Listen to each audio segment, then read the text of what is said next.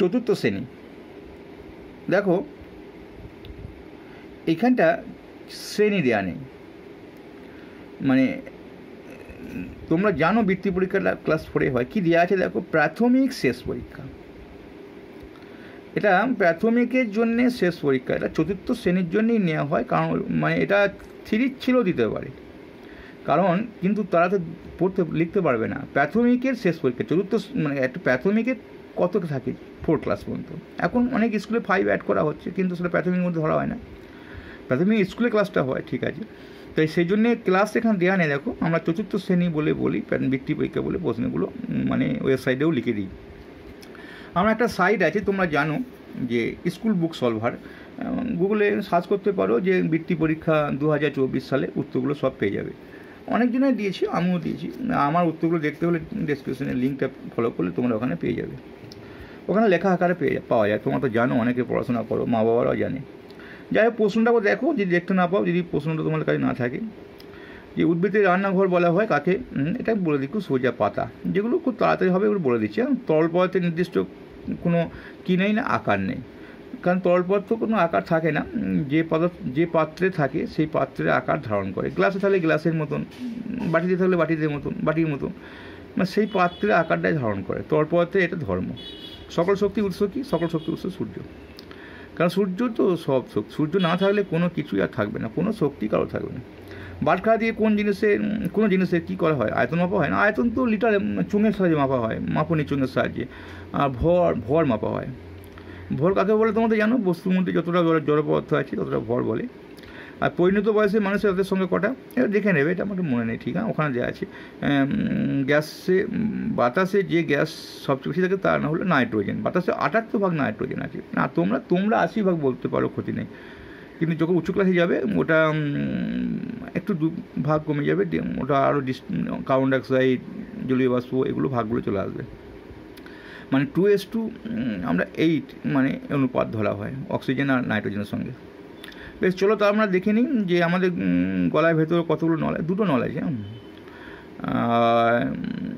উঁচু পাহাড়ে চূড়ায় বাতাসের চাপ কমে যায়। হ্যাঁ, কমে যায় বলেই তো উপরে যারা পর্বতে বেড়াতে যায় তাদের রান্না সিদ্ধ হয় না, খাবার টাবার যদি কিছু হয় না, সিদ্ধ হয় না, কারণ চাপটাই কমে গেছে। চাপ তো ঢাকা দিয়ে আমরা সবসময় সিদ্ধ করি, চাপটাই যদি না থাকে বাতাসে সিদ্ধ দেরি হয়, প্রচুর দেরি হয়।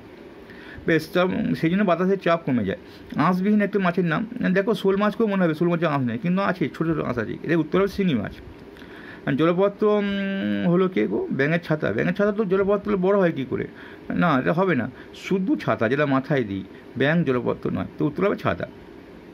গায়ের রং বদলাতে পারে কে গো? টিকটিকি। হ্যাঁ স্যার, টিকটিকি তো গায়ের রং বদলায় না, কখনোই না।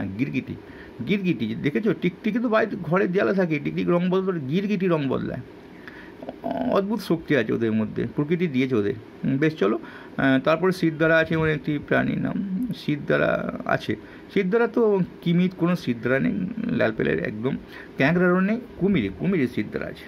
খুব ভালো, 3টি কলই দিয়েছে, খুব একটা ভালো লেগেছে আমার। দেখো তারপরে এখানে কটা প্রশ্ন করতে হবে? 5টা, যে কোনো 5টা করতে হবে। দেওয়া আছে 6টা। ক নম্বর করে আছে? না, 4 নম্বর করে। 20 নম্বর প্রশ্ন এখানে। তারপর দেখো এখানে ভুল সংশোধন করো। এইখানে একটু মজার ব্যাপার আছে প্রশ্নগুলো।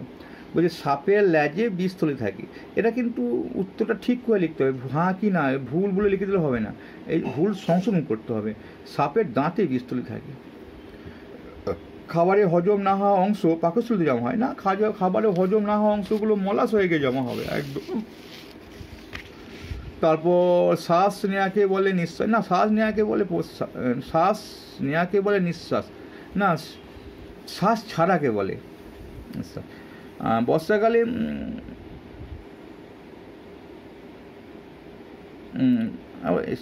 বর্ষাকালে ঘাসের শিশির জমে, এটা শীতকালে হবে। প্লাস্টিকে প্যাকেট মাটিতে মিশে যায়, প্লাস্টিকের প্যাকেট মাটিতে মেশে না।